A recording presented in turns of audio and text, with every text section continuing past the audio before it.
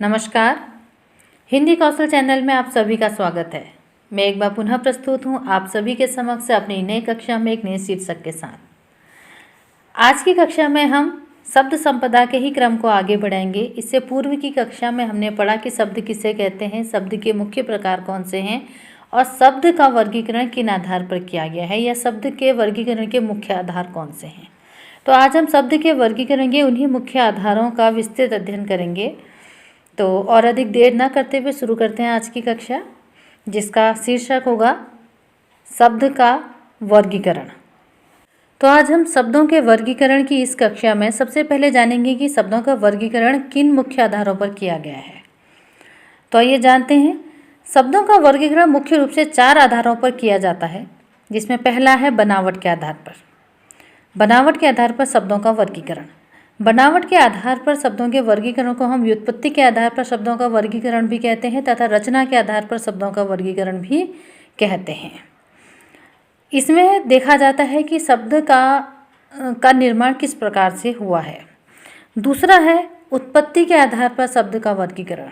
जो हमारा हिंदी शब्दकोश है, हिंदी शब्दकोश में अनेक प्रकार की भाषाओं के शब्दों का समावेश है। तो उत्पत्ति के आधार पर हम जानते हैं कि हमारी हिंदी भाषा के शब्दकोश में शब्दों की उत्पत्ति कहाँ से और कैसे हुई है। तीसरा आता है अर्थ के आधार पर शब्दों का वर्गीकरण। अर्थ के आधार पर प्रत्येक शब्द का अपना एक कोई न कोई अर्थ होता है, तो उसी आधार पर शब्दों का वर्गीकरण किया गया है कि अर्थ के आधार पर शब्द कितने प्रकार के होते हैं, अर्थात शब्द के कितने किस प्रकार के अर्थ सामने आते हैं। चौथा वर्गीकरण का आधार है रूपांतर के आधार पर। रूपांतर के आधार पर हम विकार के आधार पर भी इसे कहते हैं। इसका अर्थ होता है कि जब हम वाक्य में किसी शब्द का प्रयोग करते हैं तो वहाँ पर उस शब्द से कई शब्द ऐसे होते हैं जो कि पूरे वाक्य को प्रभावित करते हैं, जिसमें संज्ञा, लिंग, वचन आदि में शब्द का प्रयोग करने के आधार पर सभी में परिवर्तन किया जाता है। और कुछ शब्द ऐसे आते हैं कि जिनका हम वाक्य में प्रयोग तो करते हैं, परंतु उससे अन्य कोई भी शब्द जो है वाक्य में प्रयुक्त किए गए शब्द प्रभावित नहीं होते हैं, उनमें विकार उत्पन्न नहीं होता है। तो इस आधार पर रूपांतर के आधार पर भी शब्द का वर्गीकरण किया गया है। तो आज हमने क्या जाना कि शब्द का वर्गीकरण 4 मुख्य आधार पर किया गया है।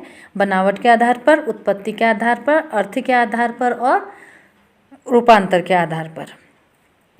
अब हम सबसे पहले जानेंगे बनावट के आधार पर शब्द के कितने भेद होते हैं, शब्द के कितने प्रकार होते हैं। तो सबसे पहले जानेंगे बनावट के आधार पर। बनावट के आधार पर शब्द के प्रमुख 3 प्रकार होते हैं। पहला है रूढ़ि शब्द, दूसरा है यौगिक शब्द और तीसरा है योग रूढ़ि शब्द। तो सबसे पहले हम जानेंगे रूढ़ि शब्द किसे कहते हैं। रूढ़ि शब्द वे शब्द जिनकी रचना जो है वर्ण या अक्षरों के मेल से होती है, शब्द के योग से जिनका निर्माण नहीं होता है, उन्हें हम रूढ़ि शब्द कहते हैं। रूढ़ि शब्द मूल रूप में आते हैं और यदि हम इन्हें विभाजित करें या इन्हें खंडित करें तो इनका कोई अर्थ नहीं रह जाता।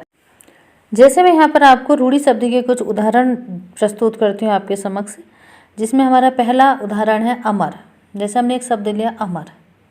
अमर जो है 3 अक्षरों से मिलकर बना है, लेकिन जब हम इसे खंडित करते हैं या इसे विभाजित करते हैं अ, म, र, तो इनका अलग अलग अपना कोई अर्थ नहीं निकलता है। ये एक व्यंजन के रूप में आएंगे, स्वर के रूप में आएंगे, लेकिन इनका अपना कोई अर्थ नहीं निकलता। यह किसी वस्तु या किसी अर्थ की ओर इशारा नहीं करते हैं। इसी प्रकार से दूसरा हमारा उदाहरण है सेब। सेब को भी अगर हम विभाजित कर दें सेब शब्द को, तो उसका भी से और ब, इनका भी कोई पर्टिकुलर अर्थ नहीं निकलता है। इसके अतिरिक्त एक और उदाहरण मैं आपके समक्ष प्रस्तुत करती हूँ पतंग। पतंग को यदि हम विभाजित करते हैं तो वह विभाजित होता है प-तंग। तो प न प का कोई अर्थ है, न तंग का है, न ग का है, तो इसका भी कोई अर्थ नहीं निकलता। तो यही रूढ़ि शब्द है। वे शब्द जो शब्दों के योग से नहीं बनते, वरन जो किससे बनते हैं, अक्षरों के योग से बनते हैं, शब्द रूप में प्रयुक्त होते हैं, परंतु यदि हम उन्हें विभाजित कर दें तो उनका अपना कोई भी निश्चित अर्थ नहीं निकलता है। वो एक व्यंजन कहलाए जाएंगे, स्वर कहलाए जाएंगे, लेकिन शब्द रूप में उनका कोई अर्थ नहीं होता है। वही रूढ़ि शब्द है। अब इसके बाद बनावट के आधार पर शब्द का दूसरा भेद है यौगिक शब्द। यौगिक जैसा कि नाम से ही स्पष्ट होता है, यौगिक अर्थात योग से, जो योग से बनता है। योग अर्थात मेल से जोड़कर। तो जो वे शब्द जिनका निर्माण कैसे होता है, दो शब्दों को जोड़कर होता है, उन्हें हम यौगिक शब्द कहते हैं। यदि हम यौगिक शब्द को विभाजित करते हैं दो शब्दों में, तो उनका भी अपना एक निश्चित अर्थ निकलता है। जैसे इसका पहला उदाहरण है रसोई घर। रसोई घर एक यौगिक शब्द है। यदि हम रसोई घर को विभाजित करते हैं तो वह क्या बनेगा, रसोई और घर। घर का भी अपना अर्थ है और रसोई का भी अपना अर्थ होता है। इसी प्रकार से होता है दूसरा शब्द पाठशाला। पाठशाला में भी, पाठशाला भी एक यौगिक शब्द है, क्योंकि दो अलग अलग शब्दों के योग से बना है। एक है पाठ, दूसरा है शाला।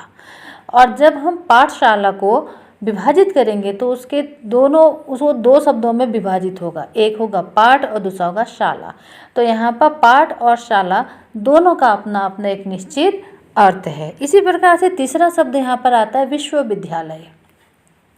विश्वविद्यालय, विश्व और विद्यालय दो शब्दों से के योग से मिलकर बना है, जिसमें अगर हम इन्हें विभाजित करते हैं दो शब्दों में तो विश्व का अर्थ संसार होता है, विद्यालय का अर्थ स्कूल से होता है। इसके बाद एक अन्य उदाहरण और आता है यहाँ पर पंचवर्षीय। पंच अर्थात 5, वर्षीय अर्थात सालाना। तो यहाँ भी ये पंचवर्षीय शब्द जो है एक यौगिक शब्द है, जो कि दो अलग अलग शब्दों के योग से मिलकर बना है। और इसे हम अगर दो शब्दों में विभाजित करते हैं तो यह पंच और वर्षीय दो शब्दों में विभाजित होता है, जिसका कि अपना एक निश्चित अर्थ निकलता है। इसीलिए दो अलग अलग अर्थ रखने वाले शब्दों के योग से जब एक शब्द बनाया जाता है तो उसे ही हम क्या कहते हैं, यौगिक शब्द कहते हैं। बनावट के आधार पर शब्द का तीसरा प्रकार आता है योग रूढ़ी शब्द। योग रूढ़ी शब्द स्वयं भी दो अलग अलग शब्दों के योग से बना है, परंतु यह इस अर्थ के लिए यह अर्थ प्रकट नहीं करता है। यहाँ पर योग रूढ़ी शब्द का अर्थ है ऐसे शब्द जो दो या दो से अधिक शब्दों के योग से तो बनते हैं, परंतु वे अपना अपना अलग अर्थ प्रकट नहीं करते हैं। वे अपना अलग अलग अर्थ प्रकट ना करते हुए एक विशेष अर्थ के रूप में प्रकट होते हैं, या एक विशेष अर्थ के लिए उनका प्रयोग किया जाता है। जैसे मैं यहाँ पर आपको उदाहरण देती हूँ। सबसे पहला उदाहरण है नंदलाल। नंदलाल जो है वे दो शब्दों से मिलकर बना है, नंद और लाल। लेकिन नंदलाल जब एक शब्द के रूप में सामने आता है और जब हम उसका अर्थ लेते हैं तो हमारा अर्थ क्या कहता है, नंदलाल अर्थात कृष्ण, नंद के लाल अर्थात श्री कृष्ण। तो यह एक योग रूढ़ी शब्द है, क्योंकि यह एक विशेष अर्थ के लिए प्रयोग किया जाता है, कृष्ण भगवान के लिए। अब इसके बाद अगला शब्द है उदाहरण के रूप में विष्णुपदी। विष्णुपदी कहा जाता है गंगा के लिए, जबकि यह भी दो शब्दों से मिलकर बना है, विष्णु और पदी। लेकिन विष्णुपदी का प्रयोग हम गंगा शब्द के लिए किया जाता है, यह गंगा का पर्यायवाची शब्द है। तो यह भी योग रूढ़ी शब्द है। इसी प्रकार से हम जैसे कहते हैं चक्र पाणी। चक्र पाणी अर्थात चक्र और पाणी दो अलग शब्दों से मिलकर बना है, लेकिन इसका अर्थ भी विष्णु भगवान के लिए किया जाता है। तो यह भी एक योग रूढ़ी शब्द है। इसके बाद आता है पंकज। पंकज अर्थात पंक अर्थात होता है कीचड़, ज का अर्थ होता है जन्मा हुआ। इसको अगर हम विभाजित करते हैं पंकज को तो इसका एक अपना अर्थ निकलता है। पंक अर्थात कीचड़ और ज का अर्थ होता है जन्मा, अर्थात कीचड़ में जन्मा। लेकिन यह इस अर्थ में कीचड़ में जन्मा के लिए इसका प्रयोग नहीं होता है, इसका प्रयोग होता है कमल के लिए। पंकज किसे कहते हैं, कमल को कहते हैं। जैसे अगला उदाहरण है एक दंत। एक दंत किसके लिए प्रयोग होता है, एक दंत भी दो शब्दों के योग से बना है, एक और दंत। लेकिन एक दंत शब्द किसके लिए प्रयोग किया जाता है, गणेश भगवान के लिए। तो वे सभी शब्द जो दो या दो से अधिक शब्दों के योग से तो बनते हैं, लेकिन वे जिन दो शब्दों के योग से बनते हैं उन अर्थों को प्रकट ना करते हुए जब वे किसी विशेष अर्थ के लिए प्रयोग किए जाते हैं, एक विशेष अर्थ प्रकट करते हैं, तो ऐसे ही शब्दों को हम क्या कहते हैं, योग रूढ़ी शब्द कहते हैं। तो यह तो था हमारा बनावट के आधार पर शब्दों का वर्गीकरण, बनावट के आधार पर शब्दों के प्रकार की बनावट के आधार पर शब्द कितने प्रकार के होते हैं, जिसमें हमने क्या जाना, बनावट के आधार पर, अर्थात शब्दों की बनावट कैसी है, शब्दों की रचना कैसी हुई है, हमने शब्दों को कैसे बनाया। एक तो हमने अलग अलग शब्दों को जोड़कर, अलग अलग अक्षरों को जोड़कर एक शब्द बनाया, लेकिन जब हमने उन्हें विभाजित किया तो उनका कोई अर्थ नहीं निकला, तो वे तो हुए रूढ़ि शब्द। एक शब्द हमने कैसे बनाए, दो अलग अलग शब्दों को जोड़कर बनाए, जिसे हमने क्या कहा, यौगिक शब्द, अर्थात जो जोड़कर बने, दो शब्दों को जोड़कर बने, लेकिन उनके जो एक अर्थ में, जिस अर्थ में जो शब्द हमने दो शब्दों को जोड़कर बनाया, उन्होंने वह अर्थ तो दिया, और जब हमने उन्हें अलग किया तो उन्होंने जो अपना अपना अर्थ दिया वह भी यौगिक शब्द के अर्थ से मिलता जुलता था। अब तीसरा हमने देखा कि योग रूढ़ि शब्द, जिसमें दो या दो से अधिक शब्द मिलकर एक शब्द की रचना तो करते हैं, लेकिन जब दो या दो से अधिक शब्द मिलकर एक नए शब्द की रचना करते हैं तो वहाँ पर जाकर वे अपने मूल अर्थ को भूल जाते हैं।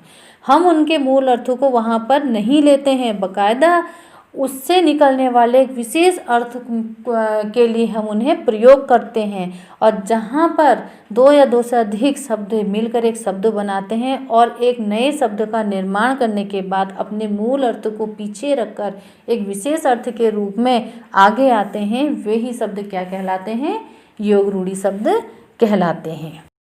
तो आज की हमारी कक्षा शब्द के वर्गीकरण के पहले आधार, बनावट के आधार पर शब्द के प्रकार के साथ यही समाप्त होती है। बहुत जल्दी मिलते हैं अपनी अगली कक्षा में शब्द के वर्गीकरण के अन्य आधारों के साथ।